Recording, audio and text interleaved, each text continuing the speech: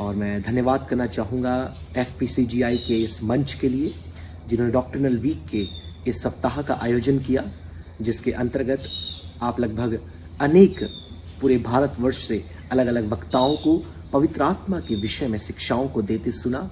और ये मेरी आशा है, जबकि आज हम शनिवार सेकेंड लास्ट डे में हम पहुंच चुके हैं, आपने बहुतेरी आशीषों को पाया होगा। और कल फिर से एक बार जो कि अंतिम दिन होगा इस पूरे डॉक्टरनल वीक का, जिसमें हमारे चेयरमैन डॉक्टर मैथ्यू के थॉमस परमेश्वर के वचन को लेकर आएंगे पवित्र आत्मा के संबंध में। और जो कुछ आपने सुना है उसका एक निचोड़ निष्कर्ष आपको कल सुनने को मिलेगा। तो फिर से एक बार कल जब अंतिम दिन होगा इस डॉक्टरनल वीक का, आप हमारे साथ जरूर से जुड़िएगा। पवित्र आत्मा के विषय में विशेष तौर पर जवानों के साथ उनका क्या संबंध है, क्या रिलेशन है, क्या आजकल के जवान पवित्र आत्मा के विषय में सीख सकते हैं, अपने जीवन में किन बातों को लागू कर सकते हैं, आज हम परमेश्वर के वचन से सीखें। आप यदि परमेश्वर के वचन में देखते हैं तो आपको मालूम चलेगा कि पवित्र आत्मा या पाक रूह, अंग्रेजी में कहते हैं होली स्पिरिट, या अगर आप मूल भाषा में जाएं तो रूह वर्ड इस्तेमाल होता है, जिसे आप कहते हैं कि एक सहायक के रूप में प्रभु यीशु मसीह ने दिया। तो इससे पहले कि हम आगे बढ़ें, कुछ बातें इसके विषय में आप ज़रूर से जान लें कि पवित्र आत्मा कोई प्रतीक, कोई तेल, वायु, कबूतर या और कोई वस्तु नहीं है, परंतु वह त्रिएक परमेश्वरत्व का एक व्यक्ति है। He is coeternal, coexistent with God. परमेश्वर के साथ उसका अस्तित्व, परमेश्वर के साथ उसका काल और परमेश्वर के साथ उसका कार्य एक समान है। वह उससे नीचे नहीं है, ना ही वह उससे ऊपर है। बहुत से लोग पवित्र आत्मा को आग समझते हैं, पानी समझते हैं, तेल समझते हैं, लेकिन आप इस बात को अपने मनों में बैठा लें कि पवित्र आत्मा एक व्यक्तित्व है, एक व्यक्ति है। बाइबल में उसका जिक्र एक व्यक्ति के रूप में किया गया है, जो आपकी सहायता के लिए आपको दिया जाता है। जैसे कि मैं बताया, मेरा विषय रहेगा कि पवित्र आत्मा और आजकल के हमारे युवा या जवान। यदि आप वचन को पढ़ते हैं, खास तौर पर प्रियो इफिसियों की पत्री 6वां अध्याय उसकी 12 आयत को आप पढ़ेंगे, वहां पर साफ साफ लिखा है। मैं पढ़ना चाहूंगा, फिर हिंदी में अनुवाद करके मैं आपको बताऊंगा। लिखा है, for we walk in the flesh. Okay, हम शरीर में जी रहे हैं, चल फिर रहे हैं, but we do not war according to flesh, लेकिन हम देह के अनुसार युद्ध नहीं करते। For the weapons of a warfare are not carnal but mighty in God for pulling down strongholds. हम देह में हैं, देह में जी रहे हैं, चल फिर रहे हैं, लेकिन हमारा जो युद्ध के शस्त्र हैं वह आत्मिक है, और हम आत्मिक ताकतों से लड़ रहे हैं। फिर आप उसके आगे ही पढ़ेंगे, वहां लिखा है कि for we do not wrestle with the power of this world but our war is against principalities and the power of darkness. हमारा जो आत्मिक युद्ध है वो अंधकार की ताकतों से है, अंधकार की शक्तियों से है। लगातार आपके जीवन में यदि आप उस आत्मा के भार को समझे, आप पर आक्रमण, आप पर अटैक किया जा रहा है। अब आप ये सोचेंगे कि ये क्यों किया जा रहा है, क्योंकि वचन में साफ साफ लिखा है प्रियो, पहला पत्रस 5:8 में, 1 Peter chapter 5 and verse number 8। अगर आप पढ़ेंगे वहां स्पष्ट रूप से लिखा है कि be sober, be vigilant, because your adversary Satan, your enemy, is walking about like a roaring lion, seeking whom he may devour। वह एक ऐसे सिंह के समान ललकार के साथ घूम रहा है और देख रहा है, ताक में लगाए किसको वो फाड़ खाए। तो जब हम आज जवानों की बात करते हैं प्रियो, कई ऐसी बातें उनके जीवन में देखी जा सकती है जो उनके ऊपर एक अटैक के रूप में किया जा रहा है। उदाहरण के लिए आप मुझसे पूछेंगे कि अटैक क्यों किया जाता है। हाल में चाइना ने हम पर अटैक किया, उसके पहले पाकिस्तान ने कोशिश की हम पर अटैक करने की। इनका गोल क्या था अटैक करने के पीछे? व्हाट वाज देयर गोल? या तो हमारी ज़मीन वो लेना चाहते हैं, जो लैंड हमारा है वो अपने कब्जे में करना चाहते हैं, या फिर हमारी शांति उन्हें पसंद नहीं, वो हमसे लेना चाहते हैं। क्योंकि हमारा देश एक शांति प्रिय देश है, अमन और सुकून इस देश में देखा जा सकता है। तो कोई दूसरा देश इन बातों को देखकर शांत नहीं रह सकता, उन्हें रास नहीं आ सकती कि हम इतनी शांति और सुकून और अमन में रह सकते हैं। तो वो हम पर अटैक करके उन बातों को हमसे लेना चाहते हैं। बिल्कुल उसी तरह जब आप प्रभु में आगे बढ़ते हैं, आप परमेश्वर की बातों में आगे बढ़ते हैं, आप प्रभु यीशु मसीह में अपने जीवन को आगे बढ़ाते हैं, आपके शत्रु, जैसे मैंने बताया कि एक पाक रूह है तो एक बदरूह भी है। यदि परमेश्वर की आत्मा है तो उसी प्रकार से दुष्ट की आत्मा है जो उसके विपरीत काम करती है। You will see good but you also see evil. Wherever there is a goodness there is wickedness. आप ये नहीं बोल सकते सब कुछ भलाई है, बुराई कहीं भी नहीं है और उसका विपरीत कुछ नहीं।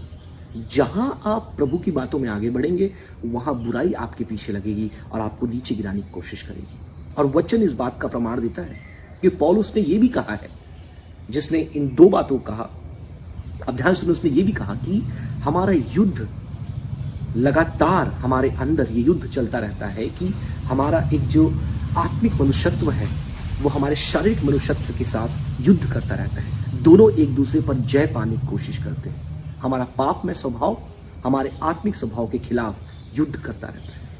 आज अगर आप लॉकडाउन का समय चल रहा है खास तौर पे, तो बहुत से आप आर्टिकल्स और न्यूज़ ऐसे पढ़ सकते हैं कि जवानों का जो मानसिक संतुलन है वह बिगड़ रहा है, उनका जो मानसिक स्वास्थ्य है वह बिगड़ रहा है। वो घर में पड़े पड़े एक कमरे में अपने घर में बिना बाहर जाए, उनका अपने आप में एक मानसिक और आत्मिक स्वास्थ्य खराब हो रहा है।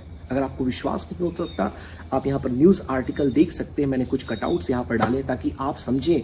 कई बार बड़े होने के नाते हम नहीं समझ पाते कि हमारे छोटे जवान जो बाल्य अवस्था में है, युवा अवस्था में है, जो अभी वयस्क अवस्था में पहुँच रहे हैं, उनके जीवन में क्या क्या समस्याएँ आ रही है। क्योंकि यदि आप अवेयर नहीं हैं तो आपको जानकारी नहीं है, आपको जानकारी नहीं है तो आपको पता नहीं कि किन समस्याओं से हमारे युवा होकर जाते हैं। फॉर एग्जाम्पल मैं कुछ पढ़ना चाहूँगा आपके सामने, आप देख पाएंगे यहाँ पे, young people's mental health suffering most during coronavirus, particularly lockdown. सबसे ज़्यादा यदि इसका दुष्प्रभाव किसी पर पड़ रहा है तो वो है हमारे जवान, हमारे बच्चे। अब आप सोचेंगे इसका कारण क्या है। पहले उनका जो मोबाइल पर देखने का या कंप्यूटर पे देखने का जो स्क्रीन टाइम होता था वो कम था, लेकिन आज वो स्क्रीन टाइम बढ़ चुका है। क्यों बढ़ा है? क्योंकि वह 2, 3, 4, 5 घंटे कई जगह वह पहले क्लासेस लेते हैं, स्क्रीन के सामने हैं, और फिर उसके बाद कई और सोशल मीडिया ऐप्स पे, गेम्स पे वो समय व्यतीत करते हैं। तो यह बात प्रमाणित है, रिसर्च के द्वारा प्रूव किया गया है कि अधिक समय जब वो स्क्रीन पे स्पेंड करते हैं, इसका प्रभाव उनके मन, दिमाग, मस्तिष्क और उनके इनर बीइंग पर नेगेटिवली पड़ता है। नकारात्मक तौर पर इसका प्रभाव उनके अंदर दिखाई देता है। And then you can read another one कि एक सर्वे किया गया था, survey of Royal Society of Public Health. उसमें यह बताया गया कि 70% जवान या जो बच्चे हैं, बाल्यावस्था, युवावस्था, किशोर अवस्था के जो हमारे जवान पाए जाते, युवा पाए जाते, उसमें से 70% लोग एंग्जाइटी से गुजर रहे हैं, मतलब तनाव से। एक प्रकार का यह मेडिकल टर्म है, ये कोई सामान्य बात नहीं कि आज आई और कल चली गई। यह बने रहने वाला एक ऐसा तनाव का स्थिति है जिससे हमारे 70% जवान होकर जा रहे हैं। तो ये बहुत ही आश्चर्यजनक है इस बात को जान पाना कि किन तकलीफ़ों से वो होकर जाते हैं। और फिर आप आगे भी और देखिए, ये तो केवल मैंने ये बताया जो उनके अध्ययन, उनकी स्टडी से रिलेटेड है। आप जब देखेंगे आगे ये भी आता है, you can see on the screen how young people are using screen in lockdown. जवान इस लॉकडाउन के समय, क्योंकि सुबह से लेकर शाम तक जो लोग ऑनलाइन क्लासेस अटेंड कर रहे हैं उनकी कोई बात नहीं, वो तो ठीक है, लेकिन जो लोग क्लासेस अटेंड नहीं कर रहे वह सुबह से उठकर शाम तक क्या करते हैं। यदि आप आप अपने खुद के परिवार में देखिए, यदि आपके यहाँ युवा जवान पाए जाते हैं, आप देख पाएंगे कि उनमें से अधिकतर लोग, मैं सबको नहीं बोल रहा, अधिकतर लोग अपना ज़्यादातर समय स्क्रीन के सामने वो स्पेंड करते हैं। वो क्या करते हैं? वो तो केवल वो खुद जानते हैं और जो उनके साथ है वह जान सकता है कि वो क्या करते हैं। लेकिन खबर के अनुसार ये बताया जाता है कि अधिकतर जवान web series, movies, social media और गेम्स में समय स्पेंड करते हैं। चाहे वो पबजी हो, चाहे वो फोर्टनाइट हो, चाहे वो GTA हो, कोई सा भी गेम हो, वह अधिकतर समय 4 से 5 और मैक्सिमम 8 से 10 घंटे लोग गेम्स में जवान स्पेंड करते हैं। आजकल वेब सीरीज आपने देखा होगा, इतना ज़्यादा प्रचलन बढ़ चुका है कि फ्री में, लाइक MX प्लेयर वगैरह फ्री में वेब सीरीज लोगों को देखने देते हैं, मुफ्त में।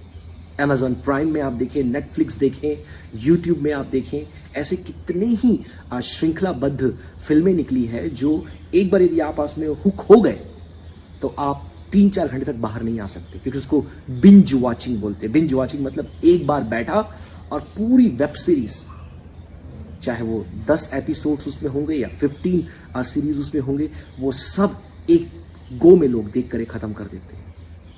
तो कैन यू इमेजिन, क्योंकि लॉकडाउन है, कुछ काम नहीं है और बहुत कुछ ही लोग हैं जो अपने समय को ऑप्टिमाइज करके उसका सदुपयोग कर रहे हैं। कुछ ही जवान ऐसे हैं जो नए स्किल सीख रहे हैं, नए टैलेंट सीख रहे हैं, नए नए क्लासेस, जो ऑनलाइन कई फ्री क्लासेस है, बहुत कम ही लोग इन बातों को ले रहे हैं। बट अधिकतर लोग अपने समय को ज़ाया करके इन बातों में फंसे हुए। And then you can see उनको अपने भविष्य को लेकर के एक चिंता है, because future seems to be unpredictable. कल क्या होगा उन्हें इस बात का डर है, क्योंकि जिस प्रकार से हमारी इकोनॉमी, हमारी कंट्री, हमारी अर्थव्यवस्था और हमारी सामाजिक व्यवस्था, हमारी राजनीतिक व्यवस्था जिस रीति से पतन की ओर जा रही है, ये जवान जो है इन बातों को लेकर बहुत ज़्यादा चिंतित है। कल क्या होगा उन्हें नहीं पता। Then you look at their problem with the abuse of social media. कई बार हमें लगता है कि थैंक गॉड आज जब से लॉकडाउन हुआ है, कलीसिया तो नहीं खुल रही है, लेकिन सोशल मीडिया, फेसबुक और यूट्यूब के द्वारा हम लोगों के घर तक परमेश्वर के कलाम को, वचन को पहुंचा पा रहे हैं। Thank God for that. लेकिन क्या आपको ये भी पता है कि वही सोशल मीडिया जिसका हम सदुपयोग करके इस रीति से आप तक पहुंच रहे हैं, या फिर कई और परमेश्वर के दास और सेवक आप तक पहुंच रहे हैं, जवान उस सोशल मीडिया का उपयोग करके अपने जीवन में बुराई, पाप और अशुद्धता को लेकर के आ रहे हैं। उसके बाद ये जो निराशा, उदासी उनके जीवन में आती है, भय उनके जीवन में आता है, उनके ऐसा लगता है कि, और कई परिवारों में तो स्थिति बहुत ही बदतर है, क्योंकि नशा करना, शराब पीना, इन सारी लतों के कारण घर का माहौल ठीक नहीं होता। और जब घर का माहौल ठीक नहीं है, घर का जो एक वातावरण ठीक नहीं है, इसका दुष्प्रभाव जवानों पर यह पड़ता है कि वह गलत कदम उठाने पर उतारू हो जाते हैं, गलत कदम उठाने पर वह मजबूर हो जाते हैं। इसलिए आत्महत्या has become one of the leading cause of death in our time. Quarantine और lockdown period that you have seen the death by suicide. कुछ दिन पहले की बात कर रहे हैं, पास में ही किसी ने आत्महत्या करके अपने जान को दे दिया। तो ये एक आम घटना क्रम हो गया है कि लोग पहले किसी बात के विषय में सोचते हैं, देखते हैं, निराश होते हैं, निराशा से वो एंग्जाइटी मतलब और अधिक उस उदासी में चले जाते हैं, और फिर एक गलत कदम उठा करके अपनी जान ले लेते हैं, या फिर पूरे परिवार की जान वो ले लेते हैं, या फिर किसी और जगह जाकर या किसी और के ऊपर वो अटैक करके क्राइम करते हैं अपनी उन इच्छाओं को पूरा करने के लिए। तो ये एक कॉमन सिनेरियो बन गया, और ये इतना कॉमन हो गया हमारे सामने कि कई बार हम अखबार पढ़ते हैं, हम न्यूज़ में देखते हैं और भूल जाते हैं, क्योंकि ये बहुत ही कॉमन। बोलते कल ही तो हुआ था एक और ऐसा केस, परसों ही तो हुआ था ऐसा एक और केस, आज भी हो गया। So the frequency of the occurrence has made us to overlook the problem. बार बार होने के कारण इन बातों को हम अनदेखा कर देते हैं। बट यू नो व्हाट, आज वो दिन है जब आपको ये सोचना है प्रियो कि आप इस पाक रूह को अपने जीवन में कैसे नियंत्रण दे सकते हैं। वचन हमें इसके बारे में क्या बताते हैं। आप देखिए, अटैक तो, बट वॉच आउट। आप ध्यान से देखिए कि उनकी प्रतिक्रिया क्या होती है जब आप सफल होते हैं, जब आप आगे बढ़ते हैं, जब आपके जीवन में आप जब कोई अचीवमेंट हासिल करते हैं, उनकी प्रतिक्रिया आपके प्रति क्या होती है। तो मैं सबको नहीं बोल रहा, लेकिन ऐसे कुछ लोग हर जगह पे, वर्क प्लेस में, फैमिली में, फ्रेंड सर्कल में होते हैं, जो आपको पीछे पुल करने के लिए, आपको गिराने के लिए वह लगे होते हैं। उसी प्रकार से आत्मिक क्षेत्र में भी आपके पीछे कुछ ताकतें, कुछ फोर्सेस है जो आपको पीछे गिराना चाहती है। मैं भूत प्रेत की बात नहीं कर रहा है यहाँ पे। I am talking about the spiritual attack जो बाइबल में हमें, जो धर्मशास्त्र में हमें देखने को मिलता है। जैसे मैंने कुछ आयतों को पढ़ा, हमारा मल युद्ध आत्मिक अंधकार की शक्तियों से है। अगर आप उस पर ध्यान दें तभी आप समझ पाएंगे। नेशनल लेवल पे भी अटैक होता है। जैसे मैंने स्टार्टिंग में कहा कि हमारे कंट्री में अलग अलग देशों के द्वारा अटैक होता है। 1 महीने के लिए शांति होती है, फिर अटैक होता है। कई बार 2-3 महीने के लिए शांति होती है, फिर अटैक, फिर आक्रमण, फिर हमला, फिर कुछ हमारे सोल्जर्स मरते हैं। ये होता ही है। It's common to all in all the spheres of life, चाहे वो रणभूमि हो युद्ध की देश के बीच, या आपके परिवार, या आपके वर्क प्लेस, या आपके आत्मिक जीवन में। It is very very common. So जैसे मैंने आपको बताया कि 45 ऐसी बातें हैं जो हमें मसीह से मिलती हैं, लेकिन आज हमारे पास इतना समय नहीं है कि उन 45 बातों को हम देखें या उसमें से सीखें। एक कुछ बातें मैं आपको बताना चाहता हूँ कि मसीह में आने से आपको क्या मिला है। मसीह में आने से आपको उद्धार मिला है। मसीह में आने से आपको शांति मिली है। प्रभु में आने से आपको अनंत जीवन मिला है। प्रभु में आने से आपको छुटकारा मिला है। प्रभु में आने से आपको चंगाई मिली है। प्रभु में आने से आपको एक आश्वासन मिला है। प्रभु में आने से आपको एक उज्जवल भविष्य मिला है। प्रभु में आने से आपको महिमा मिली है, आपको जलाल मिला है, आपको सामर्थ मिली। ऐसी कई बातें, एक आनंद आपको मिला है, एक चिरस्थायी आनंद आपको मिला है। कई ऐसी बातें हैं, लेकिन उन सारी बातों में अभी नहीं जाएंगे। किसी और दिन we will discuss on the topic that what we have received in Jesus. लेकिन आज की स्मरण के लिए मैं चाहूँगा कि आप एक मुख्य भाग यहाँ पर लिखा हुआ आएगा, लेकिन यदि आपके पास बाइबल है तो आप बिल्कुल खोल सकते हैं। आप सभी, मैं चाहूँगा कि दूसरे तीमुथियुस की पत्री, second letter of Paul to his spiritual son Timothy, chapter 1 and verse number 14, उसके पहले अध्याय की 14 आयत हम पढ़ेंगे। You can read here. यदि आपने खोल लिया तो आप देख पाएंगे वहाँ ऐसा लिखा है कि जो धरोहर, कुछ अनुवाद में लिखा है जो खजाना तुम्हें सौंपा गया है, उसकी रखवाली पवित्र आत्मा की मदद से करो। राइट? इंग्लिश में बहुत ही सुंदर आया है कि what deposit you have within you, protect it, guard it by the help of Holi Spirit. What treasure you have been entrusted, protect it, guard it by the help of Holi spirit. उस पाक रूह की मदद से जवानों, याद रखें यह जवान के लिए कहा गया है। आपको लग रहा होगा कि मैं हाउ मैं going to relate with young people. अगर आप ध्यान से मेरे प्रियो इस तिमोथियुस की पत्री के पृष्ठभूमि को पढ़े तो आपको मालूम चलेगा जो तिमोथियुस था वह पौलुस का आत्मिक पुत्र था। आत्मिक बातों में बढ़ाया गया किसके द्वारा? पौलुस के द्वारा। और यह एक जवान था जो इफिसुस की कलीसिया में पासबानी करता था। इसलिए पौलुस कहता है कि कोई तेरी जवानी को तुच्छ ना समझने पाए। एक जवान था, एक यंग था, अपनी युवावस्था में था और प्रभु की सेवा में था। तो चाहे आप सेवा में हो या ना हो, यदि आप जवान हैं तो पौलुस ये बात आपसे कह रहा है। परमेश्वर का वचन ये बात आपसे कह रहा है। और मैं आपको बताना चाहूंगा, मैंने कोशिश किया कि इस वचन में देखूं कि आखिर कौन सा खजाना हमें सौंपा गया है, कौन सी ऐसी बात हमें सौंपी गई है। तो इमीडिएट कॉन्टेक्स्ट, जो तात्कालीन संदर्भ है, वही ये बताता है कि सुसमाचार वचन तिमोथियुस को सौंपा गया था। लेकिन यदि आप आपके और मेरे जीवन को देखें तो जैसे मैंने आपसे पहले कहा था, बहुत सी बातें आपको सौंपी गई है। मैं आज 2 बातों को आपके सामने चर्चा में लाना चाहूंगा जिसे आपको गार्ड करना है, आपको प्रोटेक्ट करना है। अपने खुद के ताकत से नहीं, याद रखें, आप अपने खुद के बल से, खुद के ताकत से ये नहीं कर सकते। You need the power of Holi spirit. आपको पाक रूह के सामर्थ्य की आवश्यकता है।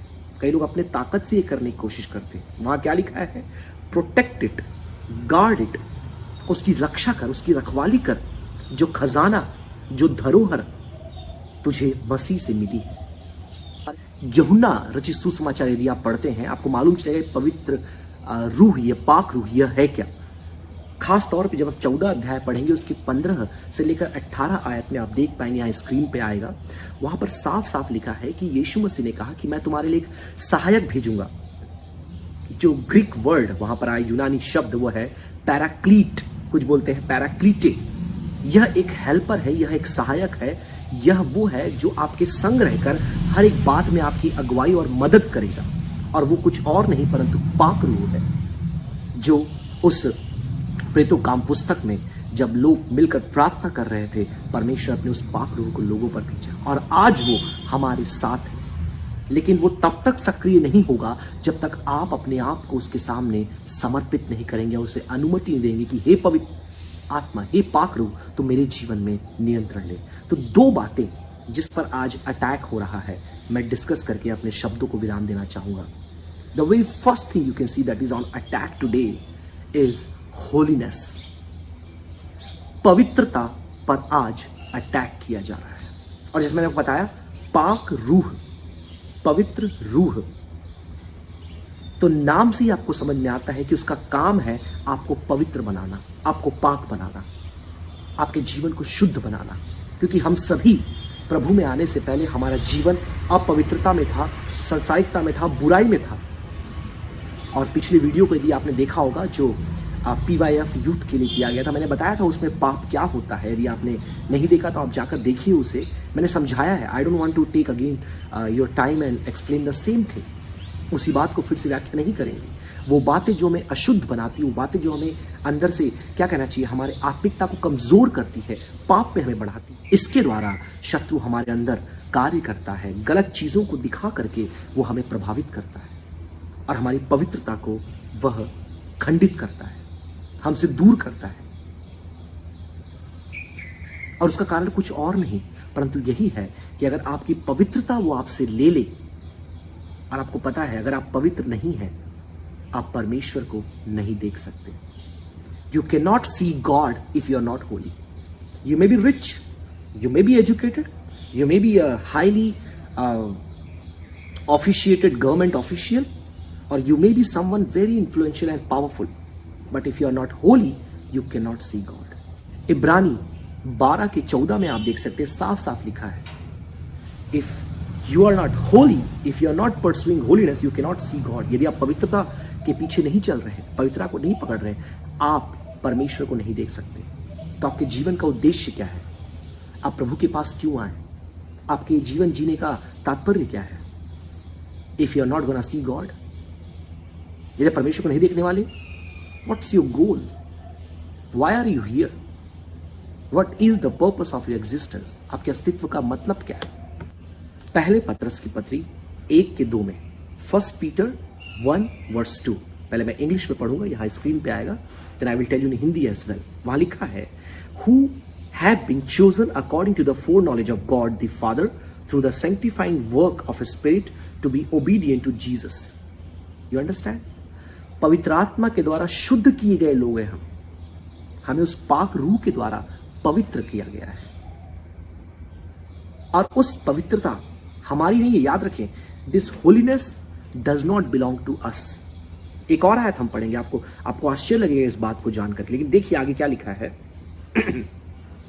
पहले थिस्सलुनीकियों की पत्री 4:7 और 8, 1 Thessalonians 4:7 and 8, वहां क्या लिखा है? For God did not call us unto uncleanliness, but in holiness. Therefore, he who rejects this does not reject man, but God. ठीक है, वहां लिखा है, Who has given us His Holy Spirit, जिसने हमें अपने पाक रूह को दिया है, और जो उसका इनकार करता है वह परमेश्वर का इनकार करता है। मतलब पवित्रता इन सारी बातों का आधार है, पवित्रता इन सारी बातों की कुंजी है। Now read one more words, इब्रानी जिसका 12:14 पढ़ा, 12:10 हम पढ़ेंगे। Hebrews chapter 12 verse number 10, वहां लिखा है, For they indeed for a few days chastened us as seemed best to them, but for our profit that we may be partakers in his holiness.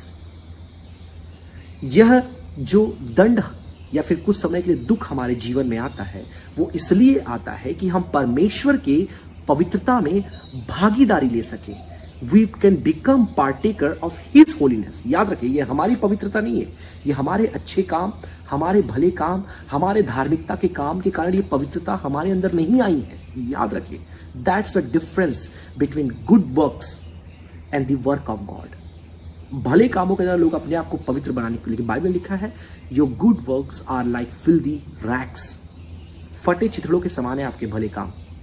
पिछले video में मैंने इस बारे में discuss किया है, लेकिन वचन में लिखा है कि जो पवित्रता आपके पास है आज मसीह में आने के बाद, वो आपकी नहीं है, वो परमेश्वर की पवित्रता है। इसलिए आपको उसकी रक्षा करनी है, आपको रखवाली करनी है।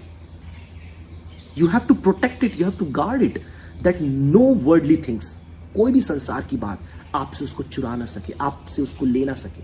शत्रु आप पर अटैक करके आपके होलीनेस को, आपकी पवित्रता को आपसे चुरा ना सके। वो वस्त्र, the garment that has been given to you must not be taken away, आपसे अलग ना होने, उस पर दाग ना लगने पाए, क्योंकि मसीह अपनी पवित्र कलीसिया जो निष्कलंक है, जो निर्दोष है, उसे लेने आ रहा है। राइट? तो समय बहुत ही रफ्तार से आगे बढ़ रहा है, बहुत ही शीघ्र अंतिम एक आयत देकर मैं दूसरे पॉइंट में जाना चाहूंगा। मैं चाहूंगा यूहन्ना की इंजिल आप खोल लें, यूहन्ना के सुसमाचार खोल लें, और आप यदि इसके 16 अध्याय को आप खोलेंगे, उसकी 8वीं आयत आप देखेंगे, वहां साफ साफ लिखा है Holy Spirit convicts us of our sin. पवित्र आत्मा हमारे पाप के विषय में हमें निरुत्तर करता है, हमें बताता है कि हम गलत हैं। तो आखिर यदि आपके जीवन में पवित्रता नहीं है, आप पाप में है, सबसे बड़ा कारण यह है पाक रूह आपके जीवन में सक्रिय नहीं है, पाक रूह आपके जीवन में नहीं है, परमेश्वर की सामर्थ आपके जीवन में नहीं है। इसलिए आपको पाक रूह चाहिए, because there is no other way to continue the process of sanctification than the help of the Holy Spirit. पाक रूह की मदद के अलावा कोई दूसरा रास्ता नहीं है जिसके द्वारा आप अपने आप को, अपनी पवित्रता को सुरक्षित रखें, बनाए रखें, उसमें उन्नति करें। Remember, holiness is not a destination, holiness is a pathway. यह एक राजमार्ग है जिस पे आप चलते जाते हैं, आगे बढ़ते जाते हैं। ये नहीं कि एक दिन में आप पवित्र होकर के बैठ गए, हाँ मैं तो पवित्र पाक हो गया। No, it's a pathway. Each day you come out of your sinful nature, each day you grow more in Christ likeness, in godliness, therefore in holiness। प्रतिदिन आप पवित्रता में बढ़ते जाते हैं, परमेश्वर के स्वभाव में आप उन्नति करते हैं। तो यदि आप नहीं कर रहे, आप विपरीत दिशा में जा रहे हैं, make sure whether you have the Holy spirit. इस बात को पता लगाए कि आपके अंदर पाक रूह है या नहीं। Now let's quickly go to the second point, जो दूसरा क्षेत्र है जिस पर अटैक किया जा रहा है। First I told you holiness, second one is the heavenliness। now this is very important। हो सकता है ये शब्द आपने पहले कभी सुना नहीं हो, लेकिन यह शब्द कोश से ही लिया गया है। heavenliness क्या है?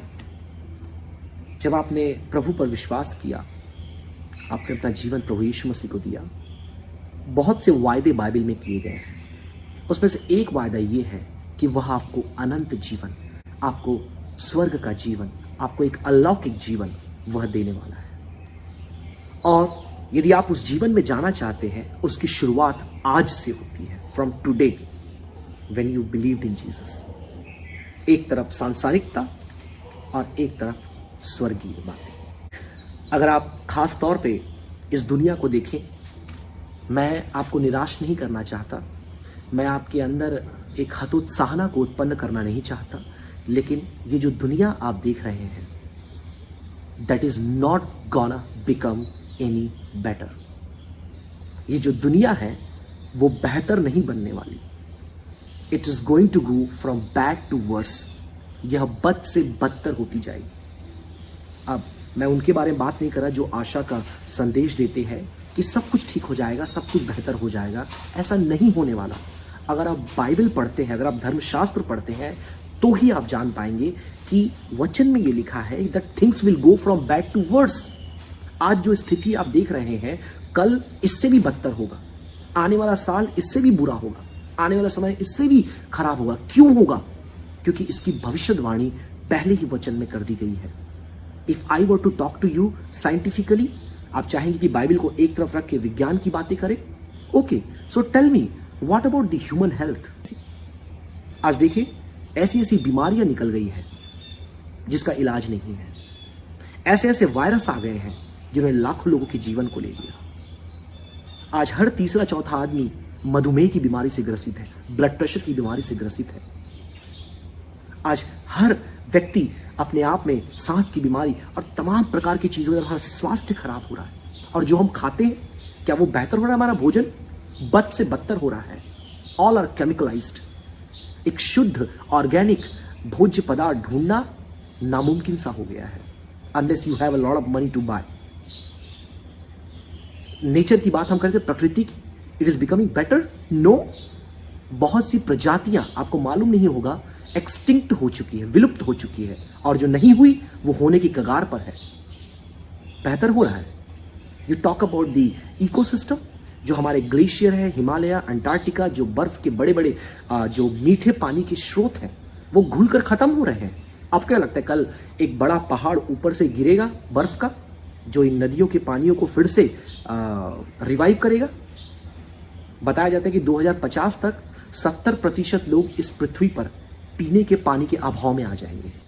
70% people will not have drinking water bye 2050 और clean drinking water.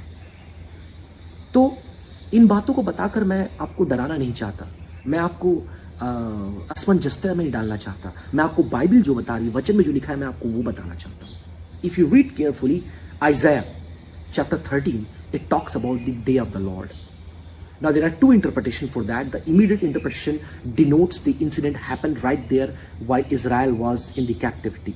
But the extended interpretation of the same word talks about the when there will be end of the age, end of the world.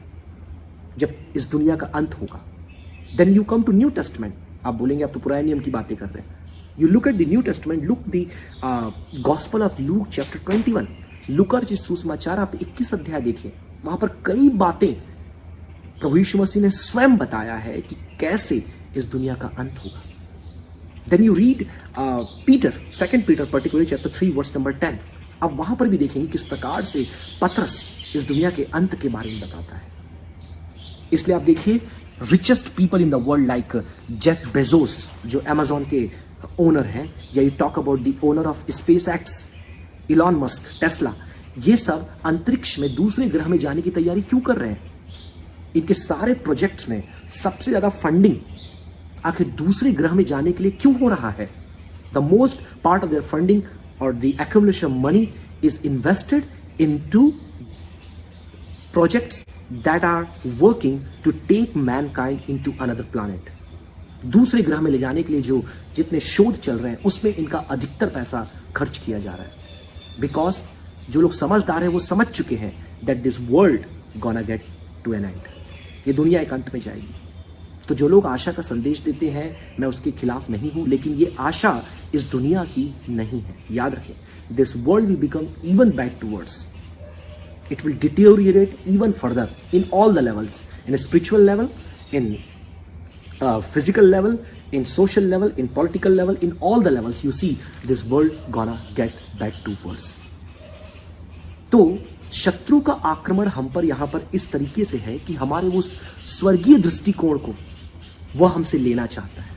वो चाहता है कि हम इस दुनिया को देख करके यहीं फंस करके, यहाँ की सांसारिकता में हम फंस करके अपने आप को हम यहीं के बना दें, या फिर इस सांसारिकता की निराशा को देख करके अपने जीवन को हम खत्म कर लें। There are two ways enemy attacks on you.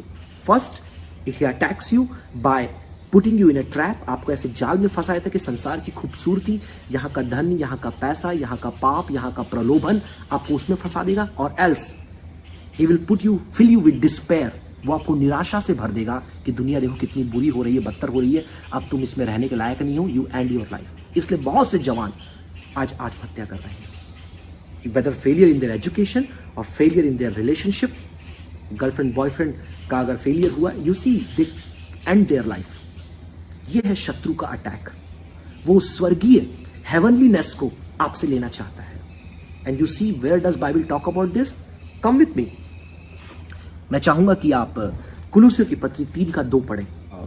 Book of Colossians chapter 3 verse number 2, वहां लिखा है set your mind on things above. Okay, set your mind on the things above, जो स्वर्गीय बातें हैं, ऊपर की बातें हैं, तुम अपने मन को उसमें लगाओ। दूसरी बात लिखा है, not on the things on this earth, इस पृथ्वी की बातों पर, इस धरती की बातों पर, अपने इस संसार की बातों पर अपने मन को मत लगाओ। अब आप मुझसे पूछेंगे कि संसार की बात क्या है और स्वर्ग की बात क्या है। अगर पवित्र आत्मा आपके अंदर है, पाक रूह आपके अंदर है, यू विल अंडरस्टैंड। परमेश्वर पे मन लगाना, परमेश्वर की बातों पर मन लगाना, वचन पर मनन लगाना, प्रार्थना पर मनन लगाना, आराधना पर मनन लगाना, आत्मिक संगति पर मन लगाना, ये सारी स्वर्गीय बातें हैं, ये सारी आत्मिक बातें हैं। और सांसारिकता, पैसों पर, नौकरी पर, अपने सांसारिक दोस्तों पर, पाप पर, एंटरटेनमेंट पर, जो फिल्मी दुनिया से हमें मिलता है, इन सारी बातों पर मन लगाना, ये सारी बातें जो है ये सांसारिकता को दर्शाती है। और if you do not have Holi spirit, अगर पाक रूह आपके अंदर है, आप इन दोनों के भेद को नहीं समझ सकते, क्योंकि पाक रूह, पवित्र आत्मा, पवित्र स्थान के बारे में हमें बताता है, परमेश्वर के निकट रखना है ना। मैं ये नहीं बोल रहा कि जॉब इज नॉट इंपॉर्टेंट, मैं ये नहीं बोल रहा मनी इज नॉट इंपॉर्टेंट, मैं नहीं बोल रहा कि आपके friends are not important, everything there is important, but what is priority, आपकी प्राथमिकता क्या है। I am not against education, I am not against higher studies, I am not against going for entertainment, वो सब आपको करना है, लेकिन आपके लिए प्राथमिकता क्या है इन दोनों बातों में। जिस दिन आप उसको प्राथमिकता बना देते हैं, संसार की बातों को, that day you lose your eternal perspective, आप अपने हेवनलीनेस को गंवा देते हैं, आप अपने स्वर्गीय एक भाव को, व्यक्तित्व को आप गंवा देते हैं। And that happens because you lose contact with Holi spirit, आप पवित्र आत्मा के साथ अपने संपर्क को खो देते हैं। And therefore you lose your eternal perspective, your हेवनलीनेस।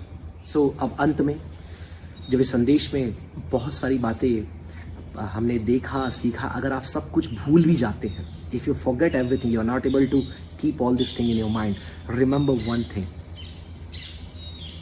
If you think, यदि आपको लगता है,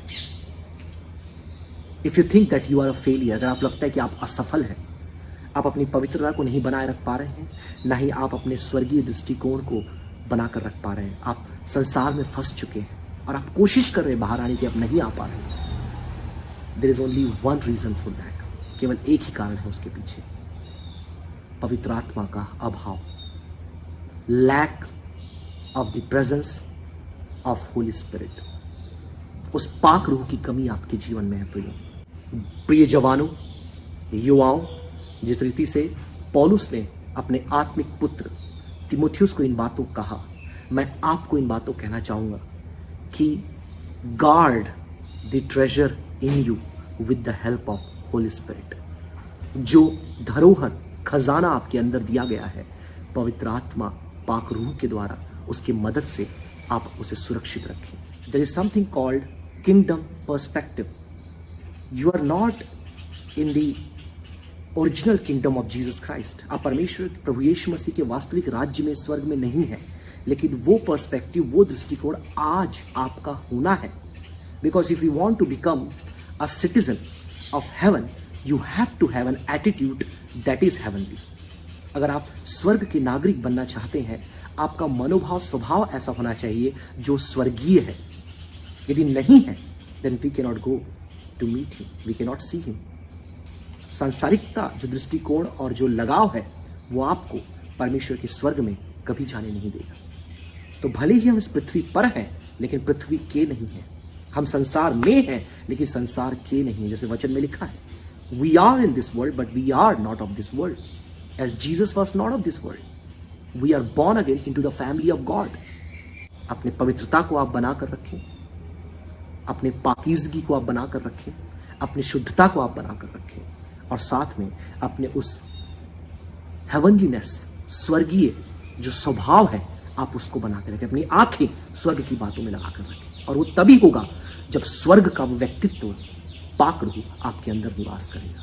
वह संसार की बातों से बचाकर आपको स्वर्गीय बातों में लगाएगा। So it's my prayer that you remain Holi and you remain heavenly.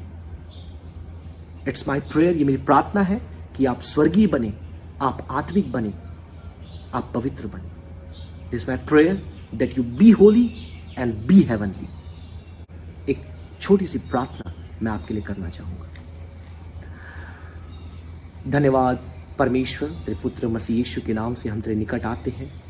हम धन्यवाद करते हैं इस सुंदर समय के लिए जिसके तहत आपने ये मौका दिया कि आपके पवित्र वचन को प्रिय जवानों के साथ आज साझा कर पाए। ये हमारी प्रार्थना है प्रभु, जब पूरा ये संसार, ये दुनिया और ख़ास तौर पे हमारा शत्रु हम पर आक्रमण करना चाहता है और हमारी उस पवित्रता को, हमारे उस स्वर्गीय सोच को हमसे लेना चाहता है, हमें तेरे पवित्र आत्मा की उपस्थिति से भर दे।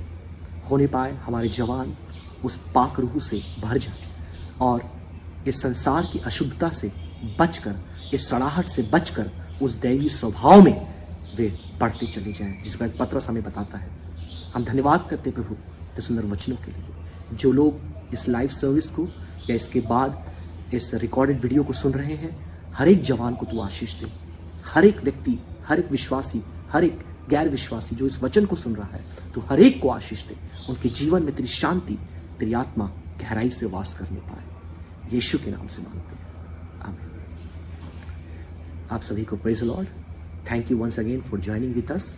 Don't forget to join us again tomorrow. कि कल इन सारी बातों का एक निचोड़ है, एक निष्कर्ष है जो हमारे वरिष्ठ पासवान डॉक्टर मैथ्यू थॉमस के द्वारा किया जाएगा। So once again thank you all for joining. See you tomorrow. God bless. प्रभु के नाम की स्तुति और महिमा हो। आज हमारी फेलोशिप की डॉक्ट्रिन सप्ताह में आप सबको हम लोग प्रभु यीशु मसीह के नाम में स्वागत करता है। आप परमेश्वर की अपार अनुग्रह से आशीषित रहे। परमेश्वर की वचन की भेदों को सीखकर कलीसिया और भी सिद्ध बने। प्रभु यीशु मसीह की आगमन के समय में कोई भी प्रकार का कलंक बगैर निष्कलंक बनकर परमेश्वर की कलीसिया प्रभु के सामने प्रस्तुत किया जाना है। यही उद्देश्य के साथ ये डॉक्ट्रिन भाग हम प्रभु के अलग अलग दास लोग विशेष अभ्यास के रूप में इन दिनों में शिक्षा दिया जा रहा है। आइए हम प्रार्थना के साथ आज की बाइबल अभ्यास की ओर आगे बढ़े। आज हम आपको इस विषय सिखाना चाहता हूँ, भविष्यवक्ता और भविष्यवाणी, झूठा भविष्यवक्ता और झूठा भविष्यवाणी क्या है। इस अलग अलग विषय के बारे में हम आपके सामने वचन की भाग सिखाना चाहता है। आइए हम प्रार्थना के साथ इस विषय को आरंभ करें। स्वर्गीय पिता परमेश्वर, हम आपको धन्यवाद करते हुए आज के समय प्रभु आपकी वचन के सामने जो परमेश्वर कलीसिया को दिया हुआ सारे आत्मिक वरदानों के द्वारा यीशु मसीह की आगमन तक परमेश्वर के कलीसिया और सिद्ध बनकर, पवित्र बनकर प्रभु आपके सन्मुख प्रस्तुत किया जाने में मदद करने के लिए प्रार्थना करते हैं। ये जो वचन सुनने वाला हर एक व्यक्तियों को आपके हाथों में समर्पण करता हूँ। प्रभु ने आशीष दे। प्रभु मैं आपका नम्रदास आपके हाथ में है।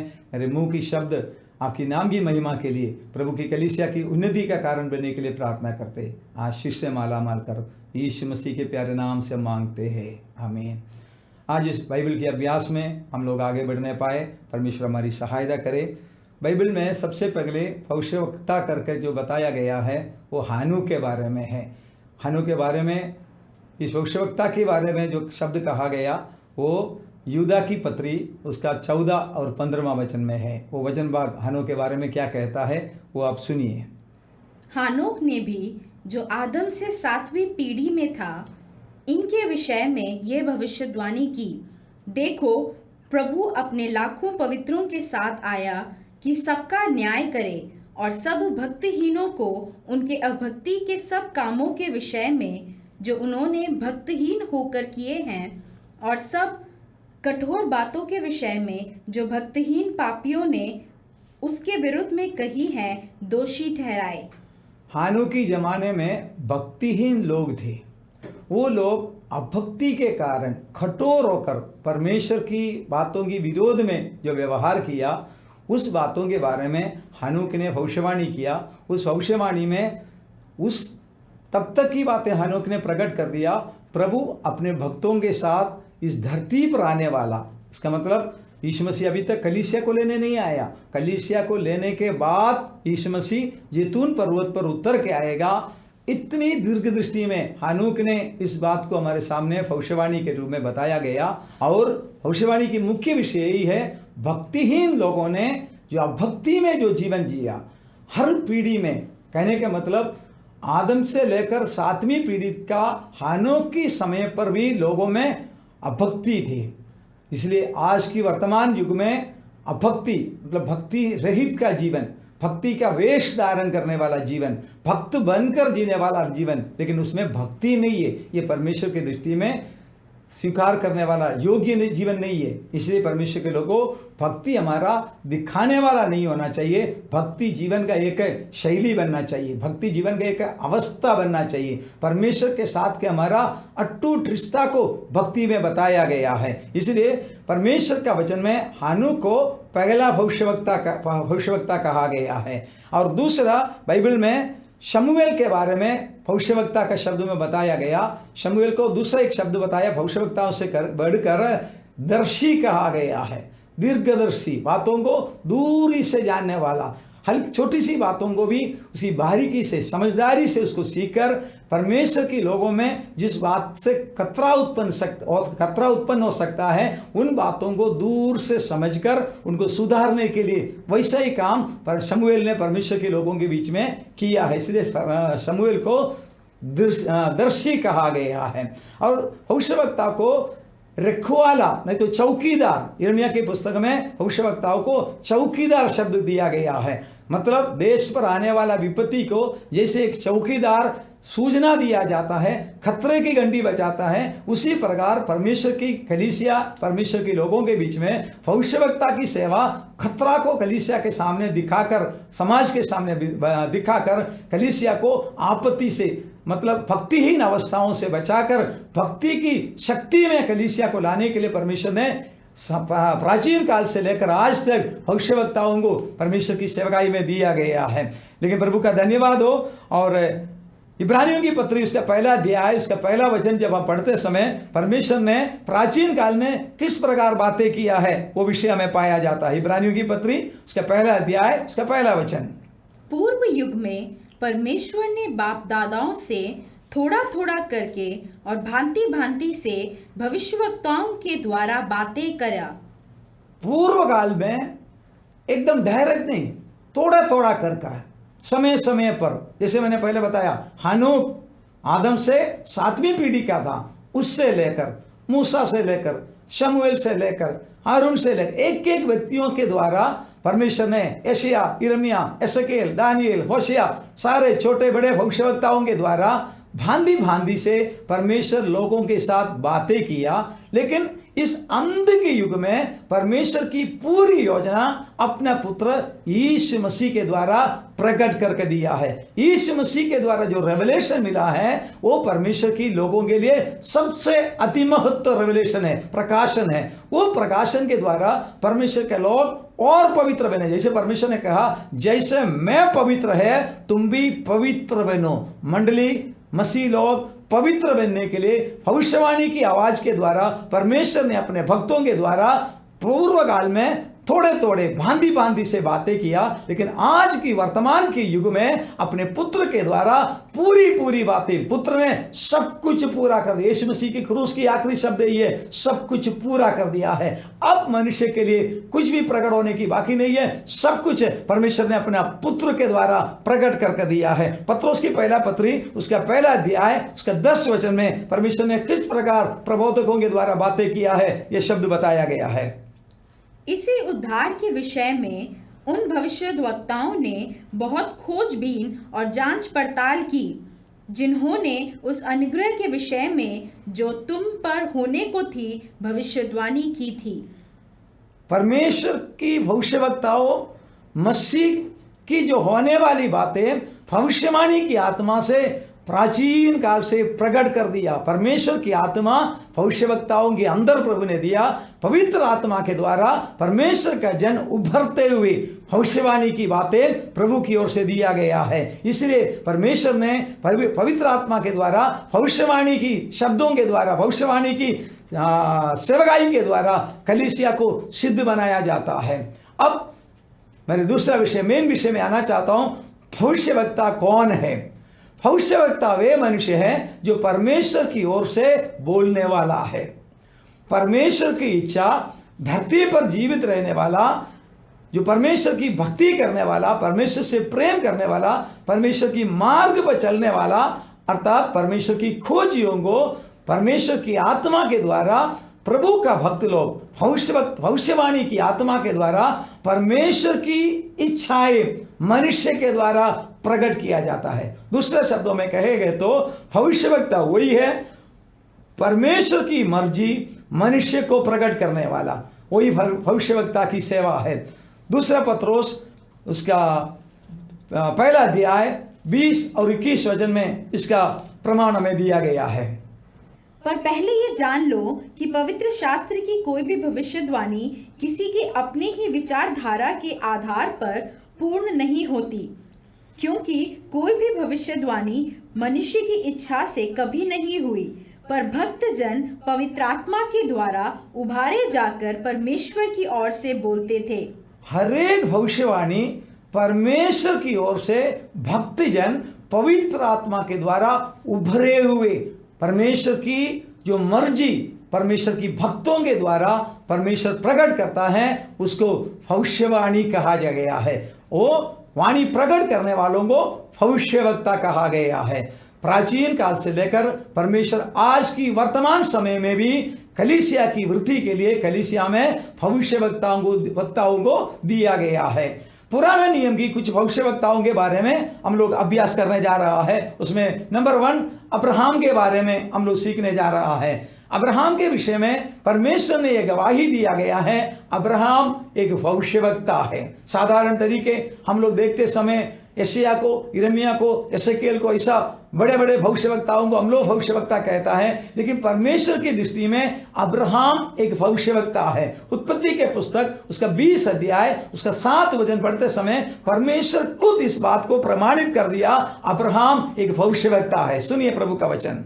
सो अब उस पुरुष की पत्नी को उसे फेर दे, क्योंकि वह नबी है और तेरे लिए प्रार्थना करेगा और तू जीता रहेगा। परमेश्वर ने कहा वो नबी है, वो तुम्हारे लिए प्रार्थना करेगा। गरार की देश में परदेशी होकर अब्राहम रहने के लिए गया। उधर अबीमेलेक नामक एक राजा था।